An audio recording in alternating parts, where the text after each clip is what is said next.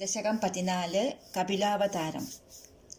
സമനുസ്മൃതതാവഗാംഗ്രിയുഗ്മ സമനു പങ്കജ സംഭവാംഗജന്മാ നിജമന്തരമന്തരായ ഹീനം ചരിതം തേ കഥയൻ സുഖം നിനായ സമയേ ഖലു തത്ര കർദമാക്യോ ദ്രുഹിണച്ചായ ഭവസ്തദീയ വാചാ ധൃതസർഗരസോ നിസർഗരമ്യം ഭഗവൻ സ്വാമയുധം സമാശിഷേവേ ഗരുഡോപരി കാളമേഘകമ്രം വിലസത്കേളി സരോജപാണിപദ്മം അസിതോല്ലസിതാനനം വിഭോ ത്വം വപുരാവിഷ്കുരുഷേ സ്മ കർദമായ സ്തുവദേ പുലകാവൃതായ തസ്മൈ മനുപുത്രീം ദയിതാം നവാഭിപുത്രേഃ കപിലം ച സുതം സ്വമേവ പശ്ചാത്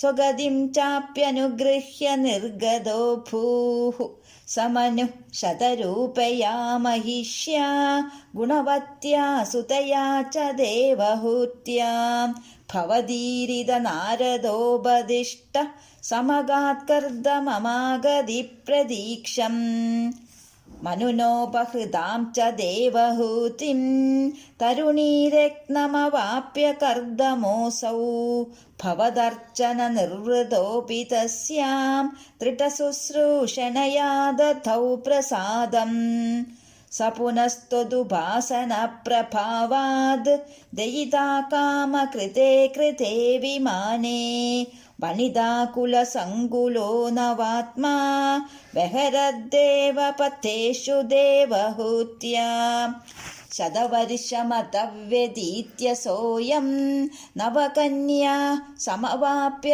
ധന്യരൂപാഃ വനയാനസമുദ്യതോപി കാന്താഹിതകൃത് ത്വജ്ജനനോത്സുകോ ന വാത്സീത് നിജഭർത്തുഗിരാ ഭവന്നിഷേവാ നിരതായാമത്ത ദേവഹൂത്യാം കപിലസ്ത്വമജായഥാ ജനാനാം പ്രതയിഷ്യൻ പരമാത്മതത്വവിദ്യാം വനമേയുഷി കർദമേ പ്രസന്നേ മത സർവസ്വമുപാദിശൻ ജനന്യൈ കപിലാത്മക വായുമന്ദിരേശ ത്വരിതം ത്വം പരിപാഹി മാം ഗദൗഘാത്.